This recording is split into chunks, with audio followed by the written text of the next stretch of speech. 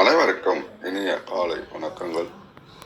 ஓம் திருமூலர் திருவடிகள் போற்றி போற்றி. திருமந்திரம் 4ஆம் தந்திரம் 4வது அத்தியாயமாக நவகுண்டத்தில் இன்று நாம் 1026வது பாடல் சிந்திக்க இருக்கின்றோம்.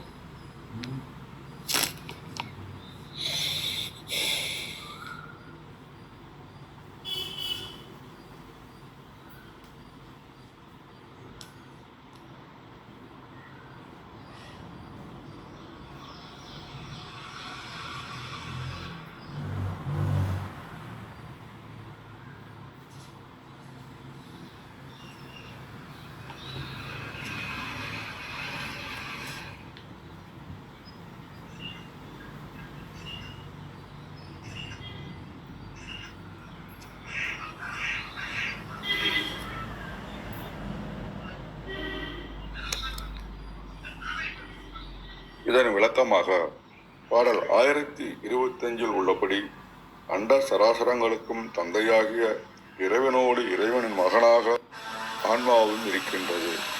சகஸ்திரத்தலத்தில் விட்டிருக்கும் பேரொளியான இறைவனை அறிவதற்கு முன்பு உடலுக்குள் சக்தி மயங்களாக இருக்கும் 6 சக்கரங்களையும் அறிந்து கொள்ள வேண்டும்.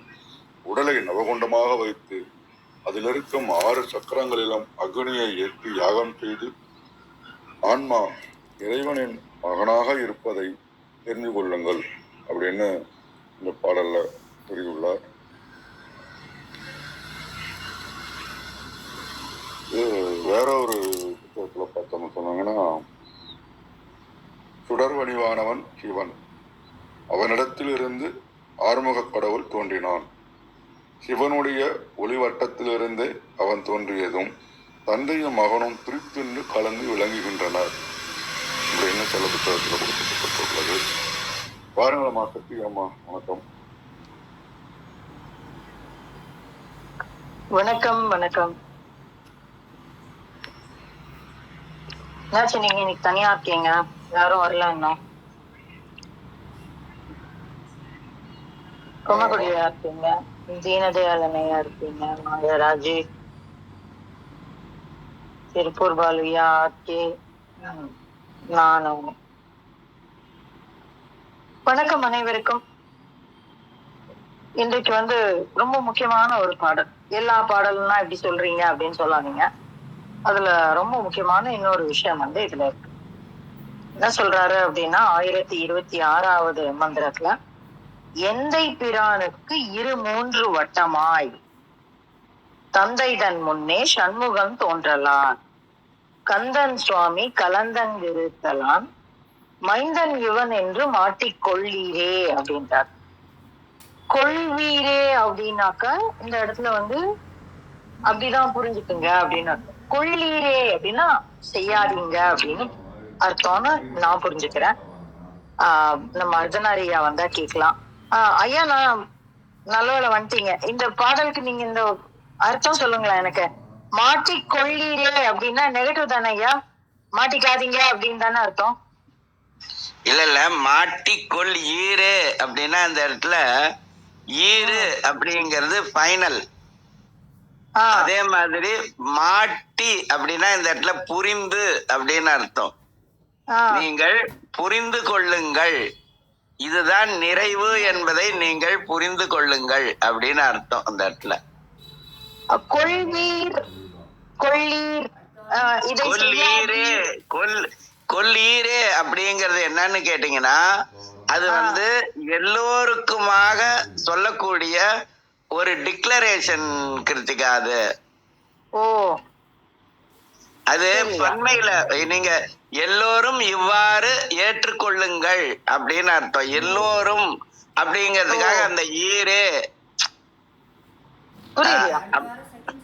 அப்படிங்கிறது. இந்த மாட்டிங்கிறத புரிந்து கொள்ளுங்கள் அப்படின்னு அர்த்தம். புரியுதியா? ஒண்ணு இல்ல, இப்ப அதாவது இந்த ஐயர் வீட்டுல மாட்டு பொன் அப்படின்னு சொன்னா உங்க வீட்லயே இருக்கக்கூடிய பொண்ணுங்கிறத நீங்க புரிஞ்சுக்கோங்கன்னு அர்த்தம். புரியுதியா?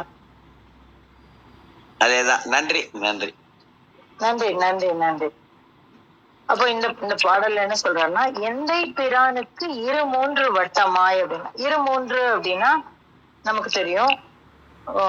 6 மூவிரண்டு 6 அப்படின்னு சொல்லி தெரியும். வட்டமாய் தந்தைதன் முன்னே சண்முகம் தோன்றலார். அப்போ எல்லா உரையாசிரியர்களும் சொல்லக்கூடிய ஒரு விஷயம் என்ன அப்படின்னாக்க, சிவனின் முன்னால் 6 பொறிகளாக தோன்றிய அருமுகன் கந்தன் சுவாமி கலந்தங்கிருத்தலார். அப்ப அவருடைய அந்த 6 பொறிகளும் சேர்ந்து முருகனாக மாறியது. அப்போ மைந்தன், அதனால் அவன் மைந்தன் இவன் என்று மாட்டிக்கொள்வீரே. அப்போ அவன் இறைபிரானோட மகன் மைந்தன் அப்படிங்கிறது ஒரு பார்வை. இப்போ நம்ம இது பொதுவா அப்படிதான் சொல்றது. அதேதான், அதுல எந்த ஒரு வித்தியாசமும் இல்லை. ஆனா அதனோட அடுத்த படி நிலைக்கு நம்ம போறோம் அப்படின்னாக்க இந்த இடத்துல என்ன யோசிக்கலாம்? எந்தை பிரான், பிரான் அப்படிங்கிற ஒரு வார்த்தைக்கு பரன் பிரான் அப்படின்னா மூத்தவன் அப்படின்னு ஒரு ஒரு ஒரு பொருள் இருக்கு. அப்ப எந்தை பிரான் அப்படின்னா எல்லாருக்கும் மூத்தவன். அப்ப எமக்கும் என் தந்தைக்கும் எல்லோருக்கும் மூத்தவன் ஒருத்தன் இருக்கிறான். அவன் முன்னால் 2 வட்டமாய். அப்போ என்ன நடந்தது அப்படின்னா, தந்தைதன் முன்னே சண்முகம் தோன்றலாம். அப்போ ஆதி அந்தம் இல்லாத அந்த இறைபொருளின் முழு ஞானம். அப்போ நம்ம உடல்ல அவருக்கு நிறைய தொழில் இருந்தது அவருடைய செய்கையில. ஏன்னா என் தொழிலான்னு சொல்லுவோம், ஐந்தொழிலான்னு சொல்லுவோம், 8 குணங்கள் சொல்லுவோம், 8 தொழில்னு சொல்லுவோம் நம்ம. அப்போ இந்த தொழில் எல்லாம் இல்லாம இந்த 6 வட்டங்களும் சேர்ந்து ஒரே ஒரு விஷயத்துக்காக ஒன்று கூடியது. இப்ப நம்ம ஒரு இடத்துக்கு போறோம். அப்போ எந்த இடத்துக்கு போறோம் அப்படின்னா, அந்த எந்த வேலைக்காக போறோமோ அந்த வேலை ரொம்ப முக்கியமா நமக்கு. அந்த இடத்துல நம்ம எனர்ஜி பூரா அதுல கான்சென்ட்ரேட் பண்ணுவோம் இல்லைங்களா? இப்ப ஒரு காய் வாங்கதான் போறோம், இல்ல ஒரு சாமான் வாங்க போறோம். கடையில ஒரு கோட்ட சாமான் இருக்கும், கேபபிள் ஆஃப் செல்லிங் எவ்ரிதிங். ஆனா நம்ம என்ன வாங்க போனோமோ அதுல முதல்ல வாங்குவோம் நம்ம. அப்ப அந்த மாதிரி இந்த 2 வட்டமும் சண்முகமாக தோன்றியது. எதற்காக அப்படின்னாக்க, கந்தன் சுவாமி கலந்தங்கிருத்தலால். அப்ப கந்தன் அப்படிங்கிற ஒரு வார்த்தைக்கு நம்ம நம்மளுடைய இலக்கியங்களும் சரி எல்லாமே சரி முருகு அப்படின்னு ஒரு வார்த்தை சொல்லுவாங்க. முருகனுக்கு அதுவும் கந்தன் அப்படிங்கிறது ஒரு பேரு. அந்த கந்தனை முருகன் அப்படின்னு சொல்லுவோம். முருகு அப்படின்னா இளமையானவன், என்றைக்கும் இளமையானவன்னு சொல்லுவாங்க. அர்த்தநாரியா இன்னும் அழகா அந்த முருகுங்கிற வார்த்தைக்கு இன்னும் அழகான விளக்கங்கள் சொல்லலாம். அப்ப இந்த இடத்துல ஒரு கந்தன் சுவாமி கலந்தங்கிருத்தலான் மைந்தன் இவன் என்று மாட்டிக்கொள்கிறேன். அப்ப அவன் என்றும் இளமையானவனாக ஞானத்திற்காக ஒன்று சென்று. அப்ப அந்த இடத்துல முக்கியமான குறிக்கோள் என்ன அப்படின்னா, சண்முகம் தோன்றல் எதற்காக என்றால் ஞானத்திற்காக, என்றும் இளமையாக இருக்கக்கூடிய ஞானத்திற்காக. அது என்ன என்றும் இளமையாக இருக்கக்கூடிய ஞானத்திற்காக அப்படின்னு நம்ம கேட்கலாம். அப்ப அது சின்ன பையனாவே இருக்குமா அப்படின்னா அந்த கேள்விக்குதான் பதில் சொல்றாரு. மைந்தன் இவன் என்று மாட்டிக்கொள்வீரே. அதாவது அவன் மைந்தன், ஆனால் அது இளமையானதல்ல. அதாவது குறைந்தது இல்ல. இப்ப சின்ன பசங்கன்னா அறிவில்ல நம்ம நினைப்போம்ல, அப்படி இல்லை. அவனே சிவமே கந்தமாக நமக்கு காட்சி தருகிறது அப்படின்னு நம்ம இந்த இடத்துல புரிஞ்சுக்கலாம். அப்போ இந்த இடம் எங்க தோன்றுகிறது அப்படின்னா, நம்ம இந்த மணிபூரகத்தை தாண்டும் பொழுதுதான் இந்த உணர்வை நம்மால் புரிந்து கொள்ள முடியும். பொதுவா 6 பொறிகளும் தாண்டணும் அப்படிங்கும் போது நம்ம ஆக்ஞா வரைக்கும் போயிடுவோம். ஆனா இந்த இடத்துல என்ன சொல்றாரு, அவர் முன்னால் தோன்றியதை நம் கண் முன்னால் நாம் உணர்ந்து உள்வாங்கி கொள்ள வேண்டும் அப்படிங்கிற ஒரு இடம். அப்ப இந்த இடத்துல நம்ம மணிபூரகத்தை தாண்டி அநாகதத்துக்கு பயணப்படுறதுக்கு நம்ம ரெடியா இருக்கோம். ஏன்னா உணர்ந்து கொள்ளுதல் அப்படிங்கிறது அங்கிருந்து நடக்கக்கூடிய ஒரு விஷயம். அப்ப அதை நம்ம இந்த இடத்துல புரிஞ்சுக்கலாம். கந்தன் சுவாமி கலந்தங்க இருந்தான். எங்க இருந்தான்? தந்தை தன் முன்னே சண்முகம் தோன்றும் பொழுது அங்கு கந்தன் சுவாமி. அப்போ அந்த கந்தன் அப்படிங்கிற ஒரு என்றைக்குமே அறிவு ஒரு இடத்துல நின்றாது. ஏன்னா அது பேரறிவு, வளர்ந்து கொண்டே இருக்கும். நான் அடைந்து விட்டேன் அப்படின்னு நம்மளால சும்மா உட்கார்ந்துட முடியாது. ஏன்னா அந்த பேரறிவுல ஒரு துகளை தான் நம்ம புரிஞ்சுக்கிறோம். அப்ப அந்த பேரறிவை முழுவதுமாக புரிந்து கொள்ள வேண்டால் என்ன ஆக வேண்டும்? அந்த அந்த அந்த அந்த கந்தனோடு நாம் இணைந்து கொள்ள வேண்டும். அந்த அறிவோடு நாம் இணைந்து பயணப்படும் பொழுது ஜெட்ல போனோம்னா ஜெட்டுக்குள்ள ஏறி உட்காந்துடணும், அப்பதான் முடியும். அப்ப அந்த மாதிரி ஒரு விஷயம் ரொம்ப சூட்சுமமா சொல்லியிருக்காரு. நீ வந்து கிடைச்சிருச்சு அப்படின்னு ஒரு ஆணவத்துல இருந்துராத, நிறைய பயணப்படணும். அதற்கு வந்து அவன் தன்னையே 2-3 வட்டங்களாக மாற்றி உனக்கு மைந்தனாக தந்திருக்கிறான் அப்படின்னு சொல்ற மாதிரி ஒரு விஷயம். சோ இந்த இடத்துல இந்த பிரான் முருகு அப்படிங்கிறது 2 விதமான எண்டு. ஒண்ணு வந்து முது தந்தை, இன்னொன்னு வந்து இளமை. இப்படியான ஒரு விஷயம். இந்த 2க்கும் நடுவில் இருக்கக்கூடிய அந்த 2ஐயும் இணைக்கக்கூடிய பாலமாக ஞானம் இருக்கிறது அப்படிங்கிறத நம்ம புரிஞ்சுக்கணும். அதுதான் இந்த மந்திரத்துல சொல்றதா நான் புரிஞ்சுக்கிறேன். அதை உங்களோடு பகிர கிடைத்த இந்த காலை வேலைக்கு நன்றி சொல்லி என்னுடைய பகுதிகளை முடித்துக் கொள்கிறேன். நன்றி. நன்றிங்கம்மா. பாருங்க ஐயா. சரணா ஐயா, வணக்கம். வணக்கம். இந்த பாடல் 1026 பாடல் வந்து கிட்டத்தட்ட ரொம்ப எங்களை யோசிக்க வச்சுது. ஏதோ பெரிய விஷயத்த உள்ளே வச்சுருக்காரு அப்படின்னு சொல்லி. ஏன்னா அவ்வளோ கருத்து இருக்குது. அதில் கொஞ்சம் நேரம் எடுத்துக்கிறேன் இன்றைக்கி இந்த பாடலுக்கான கருத்தை சொல்கிறதுக்கு மட்டும். ஏன்னா அப்போ தான் புரிய வைக்க முடியும் எல்லாத்துக்குமே. நம்ம எப்படி முதல் பாடல் 5 கரத்தனை பாடல் பார்த்துருப்போம் இல்லையா? ஒன்றவனை தான் முதல் பாடல். ஸோ அதுக்கு முன்னாடி கடவுள் வாழ்த்தா இருக்கக்கூடியது 5 கரத்தனை. அந்த பாடலுக்கு எப்படி விநாயகருடைய தத்துவத்தை நம்ம கொஞ்சம் பார்த்தோம் அதில் இல்லையா? விநாயகர் என்றால் யார் என்ற தத்துவத்தை பார்த்த மாதிரி இந்த பாடலில் முருகர் என்றால் யார், இதுதான் தத்துவம். முருகருடைய தத்துவம் தான் இந்த பாடலில் சொல்லப்பட்டிருக்கு. ஸோ இந்த பாடலுக்கான விளக்கம் சொல்கிறதுக்கு முன்னாடி எல்லாருக்குமே தெரிஞ்ச ஒரு விஷயத்த சொல்லிவிட்டு இதை சொன்னால் அப்போ இன்னும் நல்லா புரியுன்றதுனால டைரெக்டாக அந்த இடத்த சொல்லிடுறேன். சிம்பிளாக முடிச்சிடுறேன். எல்லோரும் திருவிளையாடல் படம் பார்த்துருப்போம். அந்த படத்தில் பார்த்தோன்னா ஒரு சின்ன மாங்கனி ஒன்று நாரதர் கொண்டு வருவார், எல்லாருக்கும் தெரியும். ஸோ அதுக்கு ஒரு சண்டை நடக்கும், அப்புறம் ஒரு போட்டி நடக்கும். அதுக்கப்புறம் அது விநாயகருக்கு கிடைச்சிடும், முருகருக்கு கிடைக்காது.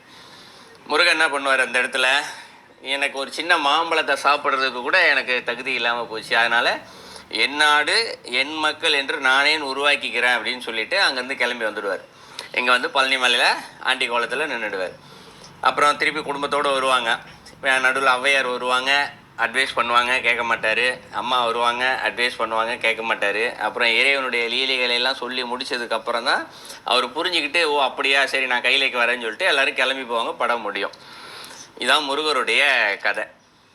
இந்த முருகருடைய கதை யாருடைய கதைன்னு கேட்டால் நம்முடைய கதை தான். முருகர் என்றால் யார் அப்படின்னா நாம தான் முருகர். இந்த இடத்துல நம்மளுடைய ஆன்ம தத்துவம் இருக்கு இல்லையா, அதான் முருகருடைய தத்துவம். அது என்ன தத்துவம்னா, எப்படி முருகர் கைலையில் இறைவனோடு இருந்தாரோ நாமும் இறைவனோடு கைலையில் தான் ஒரு காலத்தில் இருந்தோம். சரிங்களா? ஒரு மாம்பழத்துக்கு அவர் ஆசைப்பட்ட மாதிரி நாம் ஏதோ ஒரு பொருளுக்கு ஆசைப்பட்டிருக்கோம். அது பாசமாக இருக்கலாம், பந்தமாக இருக்கலாம், இல்லை உணவாக இருக்கலாம், உடையாக இருக்கலாம். எதையோ ஒன்றை அனுபவிக்க வேண்டும் என்று ஆசைப்பட்டு இருக்கிறோம். ஆனால் அது கைலையில் கிடைக்காது. அந்த இடத்துல முருகருக்கு எப்படி அங்கே மாம்பழம் கிடைக்கலையோ அதுபோல் அங்கே கைலையிலே நமக்கு அது கிடைக்காது. ஏன்னா கைலைன்றது இறைவன் வாழுகின்ற இடம். அங்கே எதுவுமே கிடையாது. அங்கே இருட்டு கிடையாது, வெளிச்சம் கிடையாது, காலம் கிடையாது, பசி கிடையாது, தூக்கம் கிடையாது, ஒன்றுமே கிடையாது, ஒன்றுமே இல்லை அந்த இடத்துல. அப்படிப்பட்ட ஒரு இடத்துல எதுவுமே கிடைக்காது. அதனால் என்ன பண்ணுறோம், நான் ஆசைப்படுறது இந்த இடத்துல கிடைக்கல, எனக்குன்னு ஒரு நாடை நானே பார்த்துக்கிறேன் அப்படின்னு ஒரு நான் அது எங்கே இருக்கோ அங்கே போய்க்கிறேன் அப்படின்னு சொல்லிட்டு அங்கேருந்து கிளம்பி வந்துடுறோம். எங்கே வந்துடுறோம், இந்த உலகத்துக்கு வந்துடுறோம். வந்தவுடனே ஔவையாரை நமக்கு முருகருக்கு அட்வைஸ் பண்ணுற மாதிரி நமக்கு அட்வைஸ் பண்ணிகிட்டே இருக்கிறாங்க. நிறைய தேவாரம், திருவாசகம், திருமந்திரம் அப்படின்னு சொல்லி நிறைய சொல்லிக்கிட்டே இருக்காங்க. ஆனாலும் கேட்க மாட்டேங்கிறோம். நம்ம முருகர் சொன்னால் கேட்க மாட்டாரு, நம்மளும் கேட்க மாட்டேங்கிறோம். அதுக்கப்புறம் இறைவியே உள்ளே வராங்க. ஸோ இறைவி உள்ளே வந்து சொல்ல ஆரம்பிக்கிறாங்க. யார், இறைவனை வச்சு சொல்ல ஆரம்பிக்கிறாங்க. எப்போ நம்ம இங்கே இருக்கிற எல்லாத்தையும் பார்த்து இறைவனை வச்சு தெரிஞ்சுக்க ஆரம்பிச்சிருக்கோமோ அப்போ தான் இதெல்லாம் மாயைன்னு தெரிஞ்சு திருப்பி கையிலேக்கே நம்ம போயிடுவோம். இதுதான் முருகருடைய நம்முடைய ஆன்ம தத்துவமே. இதுதான்.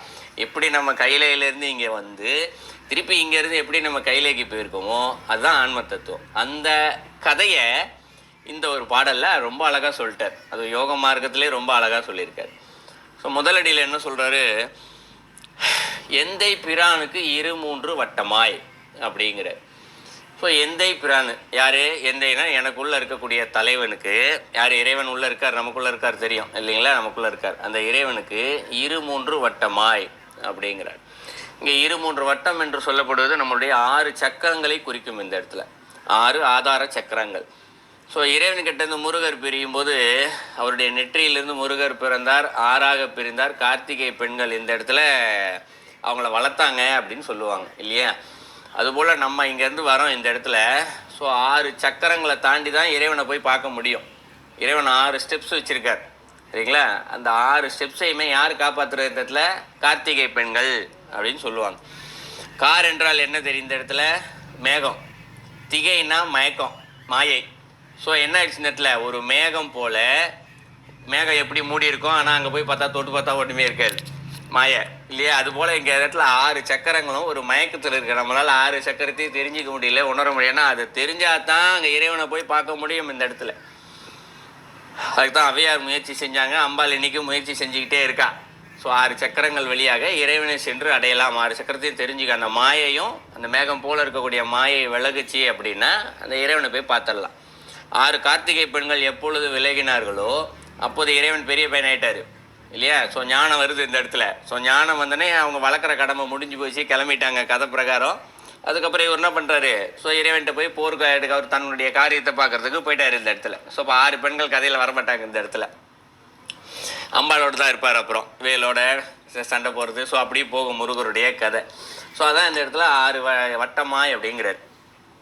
அடுத்து என்ன சொல்கிறாரு? தந்தை தன் முன்னமே சண்முகம் தோன்றலால் அப்படிங்கிறார். தந்தை என்று சொல்லப்படுவது யார் இந்த இடத்துல? ஒரு குழந்தை உருவாவதற்கு காரணகர்த்தா இந்த இடத்துல. ஸோ காரணகர்த்தா என்று சொல்லப்படுவது இந்த இடத்துல வினைகள் இந்த இடத்துல. ஸோ தந்தையா தன் முன்னமே அப்படிங்கிறார். ஸோ நம்ம பிறப்பறதுக்கு காரணம் என்ன? தன் முன்னமே பிறக்கிறதுக்கு முன்னாடி இந்த இடத்துல ஒரு வினை இருக்குது. வினை என்று சொல்லப்படுது நான் முன்னாடியே சொன்னேன் இல்லைங்களா? ஆசைகளாக இருக்கலாம், இதாக வேணால் இருக்கலாம். ஸோ அதுதான் இங்கே வினையாக மாறி வருகிறது. ஏன்னா எப்போ சிந்தனைன்னு வந்துடுச்சு அப்போயே வினை வர ஆரம்பிச்சிடுச்சு இந்த இடத்துல. ஸோ அது தன் முன்னை அப்படிங்கிறார். அடுத்து சண்முகம் தோன்றலால் அப்படிங்கிறார். சண்முகம் என்றால் என்னென்னா அது வந்து சட்முகம்னு பேர் ஆக்சுவலி. அதுதான் சண்முகம் நீங்கள் வார்த்தை குறிப்பிடப்படுது. சண்முகம் அப்படின்னா சன் என்றால் 6 இந்த இடத்துல. ஸோ அதை சட்முகம் அப்படின்னா 6 முகம் அப்படின்னு பொருள் இந்த இடத்துல. ஸோ இறைவன் வினைகளோடு இருக்கிற அந்த வினைகளால் காரணத்தினால இங்கே என்ன ஆகுது? 6 முகங்கள் இங்கு தோன்றுகிறது இந்த இடத்துல. 6 முகம்னா இந்த இடத்துல 6 சக்கரங்களையுமே இந்த இடத்துல முதல்ல 2-3 வட்டமாங்கிறாரு. ஸோ அங்கேருந்து 2-3 வட்டம் இருக்குது, அது இறைவனோட தான் அந்த இடத்துல. அது பார்த்துக்கிறதுக்கு 6 கார்த்திகை பெண்களை வேறு அவரே வைக்கிறாரு இந்த இடத்துல. ஸோ அதில் தான் என்ன ஆகுது? இந்த இடத்துல வினைகள் எல்லாமே அந்த இடத்துல சுற்றி இருக்கிற ஒரு பந்து போல், ஒரு சக்கரத்தை சுற்றி மேகம் போல் வந்து ஒரு பந்தை வந்து சுற்றி ஒரு கவர் மூடி இருக்கிற மாதிரி ஒட்டுறதில்லை அந்த இதை. ஆனால் மேலே ஒரு மேகம் எப்படி வானத்தை போய் ஒட்டாமல் நடுவில் மறைச்சிக்கிட்டு நிற்குதோ அந்த மாதிரி இந்த இடத்த மூலா சக்கரத்தை மறைச்சிக்கிட்டு நிற்கிது இந்த இடத்துல. ஸோ அதான் இந்த இடத்துல தோன்றுறது. இந்த வினைகள் சுற்றி இருக்குது, அது தோன்றதுனால தான் என்ன ஆகுது? அங்கேருந்தா தோணு. இப்போ உள்ளுக்குள்ளே தான் ஆசைப்படுறோம் இல்லையா?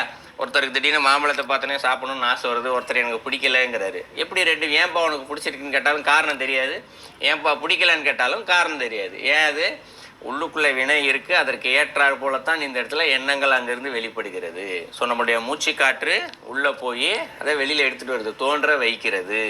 6 முகத்தில் இருந்தும் இந்த இடத்துல கொஞ்சம் கொஞ்சமாக நமக்கு தோன்ற வைக்குது. அதே நேரத்தில் நமக்கு யோக பயிற்சிகள் செய்தாலும் இறைவனை அடைய வேண்டும் என்ற சிந்தனை வந்தாலும் அதுவும் அந்த இடத்துல ஒரு புண்ணிய பலம் தான். அதே என்ன பண்ண இந்த மூச்சு காற்று தான் அங்கேருந்து எடுத்துகிட்டு வருது இந்த இடத்துல அந்த சிந்தனை. ஏன்னா ஒருத்தர் கோயிலுக்கு போனால் ஒருத்தருக்கு இன்னும் கொஞ்சம் நேரம் கோயிலில் இருக்கணும் போல தோணுது, இன்னும் கொஞ்சம் நேரம் தியானம் செய்யணும் போல தோணுது இல்லையா? அதுவும் அங்கேருந்து வரக்கூடியதான் எல்லாமே. அதான் சண்முகம் தோன்றலால் அப்படிங்கிறது. அப்படி தோன்றி விட்டால் அடுத்தடி என்ன சொல்கிறாரு? கந்தன் சுவாமி கலந்து அங்கு இருத்தலான் அப்படிங்கிறார். ஸோ கந்தன் என்ற சொல்லுக்கு என்ன பொருள் அப்படின்னா பகைவர்களின் பராக்கிரமத்தை வற்றச் செய்பவர் அப்படின்னு பொருள் கந்தன் என்ற சொல்லுக்கு.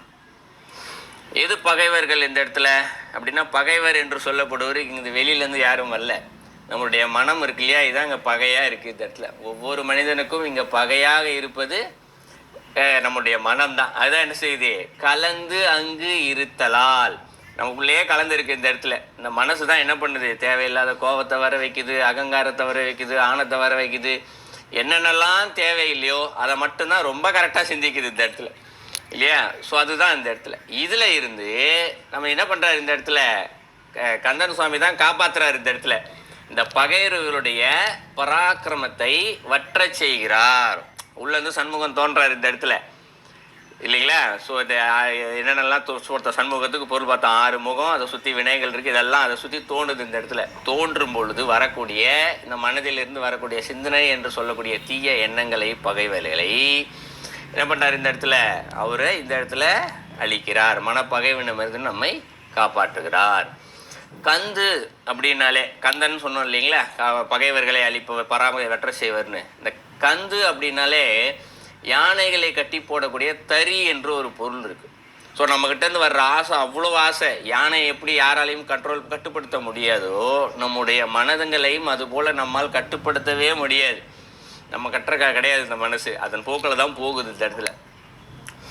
அதை தான் என்ன பண்ணுறாரா இவர் உள்ள இந்த கந்தன் சுவாமி கட்டுப்படுத்தி வைக்கிறார் இந்த இடத்துல. அந்த பகைவன் யானையை போல் யானையை கட்டி வைக்கிற மாதிரி இந்த இடத்துல நம்ம மனசை கட்டி வைக்கிறாரு இந்த இடத்துல.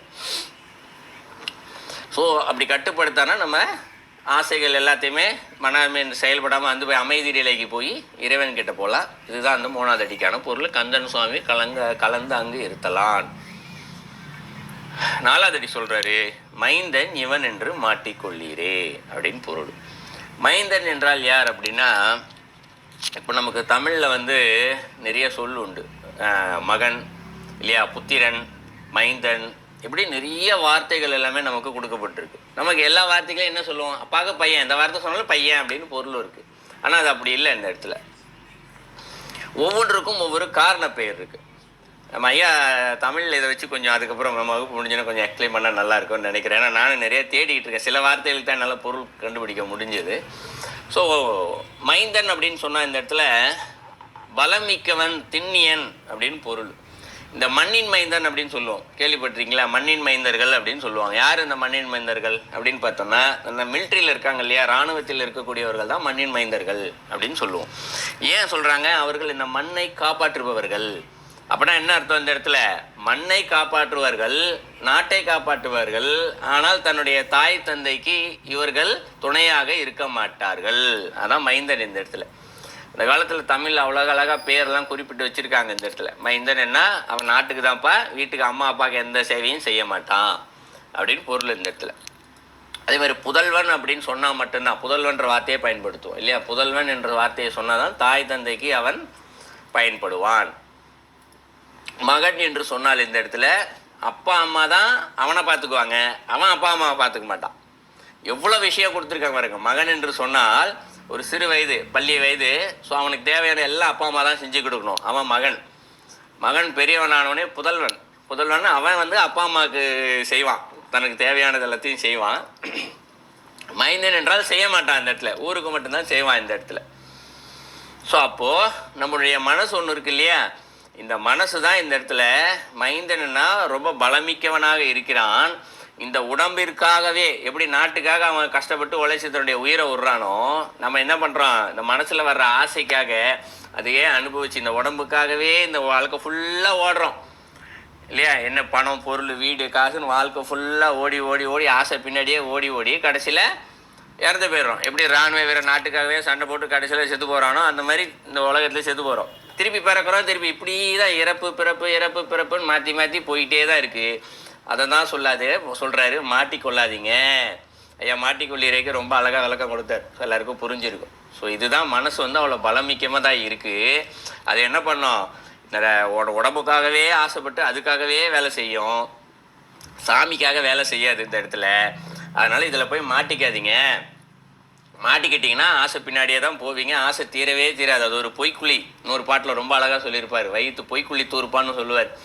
எப்படி வயிற்றுக்குள்ளே சாப்பிட்டோன்னா பசி அடங்கிடும், வயிறு ஃபுல்லாயிரும், திருப்பி கொஞ்ச நேரத்தில் பசிக்கும். அந்த மாதிரி இந்த ஆசை, எவ்வளோ ஆசையை நாம் தீர்த்தாலும் திருப்பி திருப்பி ஆசை வந்துக்கிட்டே தான் இருக்கும், அனுபவிச்சுக்கிட்டே தான் இருக்கும். அதுக்காக அந்த மனசு பின்னாடி ஓடுமே தவிர்த்து அது மேற்கொண்டு உன்னைய பிறவிக்கு தான் கொண்டு போய் தருது, சாமிகிட்ட கொண்டு போகாது. அதனால் இவன் ரொம்ப பலமிக்கவன், இவங்கிட்ட நீங்கள் மாட்டிக்காதீங்க அப்படின்னு சொல்லி முடிக்கிற ரொம்ப அழகான பாடல். ஏன்னா இந்த பாடல் விளக்க கண்டுபிடிக்கிறதுக்கு ரொம்ப மண்டையை போட்டு உடைச்சி எவ்வளோ கடினப்பட்டோம் அந்த இடத்துல. பட் இறுதியாக தான் ரொம்ப அழகாக இறைவனர்களால் அந்த பாடலுக்கான விளக்கம் கிடைச்சிது. ஸோ முருகனுடைய தத்துவத்தை ரொம்ப அழகாக சொல்லியிருக்காரு.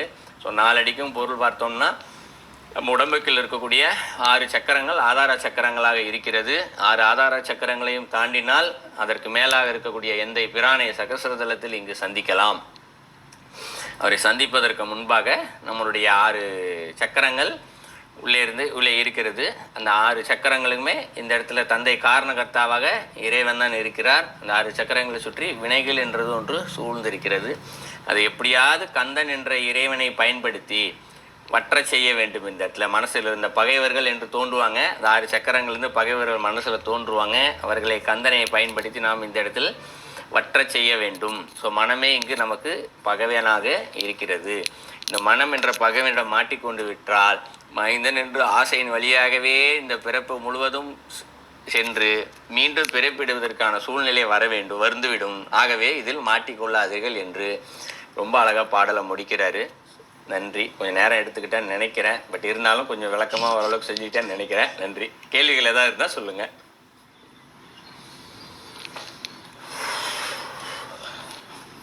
நன்றிங்க ஐயா. பாருங்கம்மா வித்யாம்மா, வணக்கம். அனைவருக்கும் வணக்கம். ஓம் நம சிவாய போற்றி, ஓம் நம சிவாய போற்றி, ஓம் திருமூலரே போற்றி. 1026வது மந்திரம். எந்தை பிரானுக்கு 2-3 வட்டமாய் தந்தை தன் முன்னே சண்முக தோன்றலால் கந்தன் சுவாமி கலந்து அங்கு இருந்தலான் மைந்தன் இவனென்று மாட்டிக்கொள்ளீரே. சண்முகம் ஆறுமுகம் என்று பொருள். ஆறும் ஒன்றானவன் கந்தன். கந்தன் என்றால் ஒன்றானவன் என்று பொருள். மாட்டிக்கொள்வீர் என்றால் மனதில் பதித்து கொள்ளுக என்று அர்த்தம். திருமந்திரத்தின் பொருள்: எம் தந்தையாகிய சிவ பரம்பொருளிடமிருந்து 6 பொறிகள் தோன்றின. 6 பொறிகளும் 6 வட்டமாக 6 முகம் கொண்ட கந்த பெருமான் ஆயினான். இந்த கந்தன் உருவில் சிவபெருமான் கலந்து இருப்பதால் சிவனுக்கு பிள்ளை கந்தன் என்பதை புரிந்து கொள்வீராக என்று திருமூலர் திருமந்திரத்தில் பதிவு செய்துள்ளார். இது தொடர்பான ஒரு அருமையான பாடல் அருணகிரிநாதர் அருளிய கந்தர் அனுபூதி. உருவாய் அருவாய் உளதாய் இளதாய் மறுவாய் மலராய் மணியாய் ஒளியாய் கருவாய் உயிராய் கதியாய் விதியாய் குருவாய் வருவாய் அருள்வாய் குகனே. அனைவருக்கும் நன்றி, வணக்கம். திருச்சிற்றம்பலம். நன்றிங்கம்மா. பாருங்கள் அர்த்தனார் ஐயா, வணக்கம்.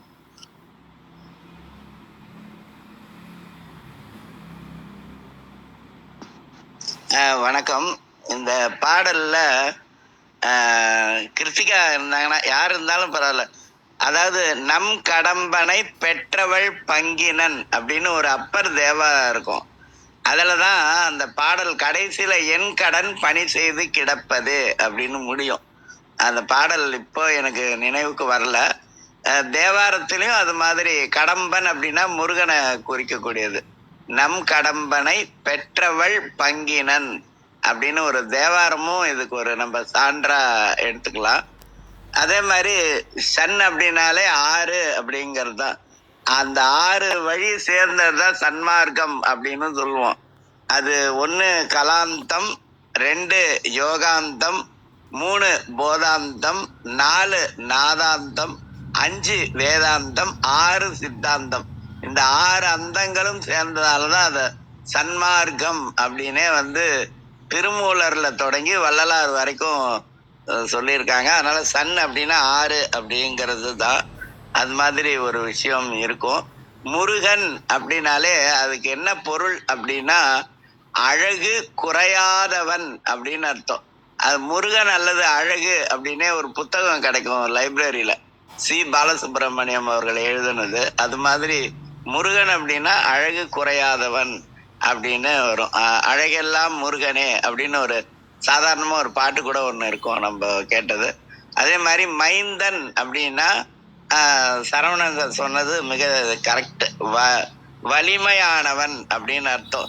தந்தையை காட்டிலும் வலிமையானவன் அப்படிங்கிறது தான் மைந்தன் அப்படிங்கிறதுக்கு. மைவரும் கண்டத்தர் மைந்தா கந்தா அப்படின்னு ஒரு திருப்புகழ் கூட இருக்கு. மைவரும் கண்டத்தர் மைந்தா கந்தா அப்படின்னு ஒரு திருப்புகழும் இருக்கு. எங்கெல்லாம் மைந்தா அப்படின்ற வார்த்தை வருதோ அங்கெல்லாம் வலிமையானவன் அப்படின்னு ஒரு அர்த்தமும் இருக்கும் அப்படிங்கிறது. ஆனா இன்றைக்கான பாடல் வந்து திருவருட்ப 6ஆம் திருமுறையில அபயத்திறன் அப்படின்னு ஒரு தலைப்பு இருக்கு. அதுல 28 பாட்டு இருக்கும். அதுல இன்னைக்கு 2வது பாடல். யாராவது எடுக்க முடிஞ்சா எடுத்துக்கலாம். 6ஆம் திருமுறை அபயத்திறன், அதுல 2வது பாட்டு. வட்டவான் சுடரே வளரொளி விளக்கே, வட்டவான் சுடரே வளரொளி விளக்கே, வயங்கு சிற்ஜோதியே அடியேன் இட்டமே, இட்டத்து இயைந்துளே கலந்த இன்பமே என் பெரும் பொருளே, வட்டவான் சுடரே வளரொளி விளக்கே, வயங்கு சிற்ஜோதியே அடியேன் இட்டமே, இட்டத்து இயைந்துளே கலந்த இன்பமே என் பெரும் பொருளே, கட்டமே, கட்டமேன கஷ்டம், கட்டமே தவிர்த்திங்கு என்னை வாழ்வித்த கடவுளே, கட்டமே தவிர்த்திங்கென்னை வாழ்வித்த கடவுளே, கனகமா மன்றகத்தே, கனகமா மன்றகத்தே நட்டமே புரியும் பேரருளரசே, அரசே அருளரசே பேரருளரசே, நட்டமே புரியும் பேரருள் அரசே, கனகமா மன்றகத்தே நட்டமே புரியும் பேரருளரசே, நம்பினேன் கைவிடேல் எனையே, நம்பினேன் கைவிடேல் எனையே. சிவா திருச்சிற்றம்பலம். நன்றி.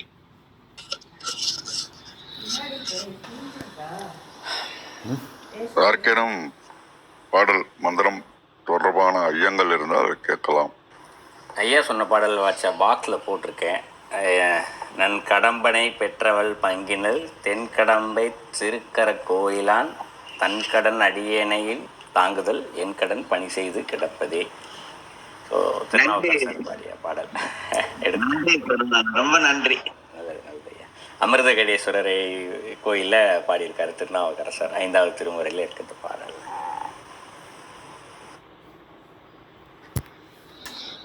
நன்றி நன்றி மையன்பர்களே. மீண்டும் நாளை காலை சந்திப்போம், சிந்திப்போம். தலம் நிறைவுறுகின்றது.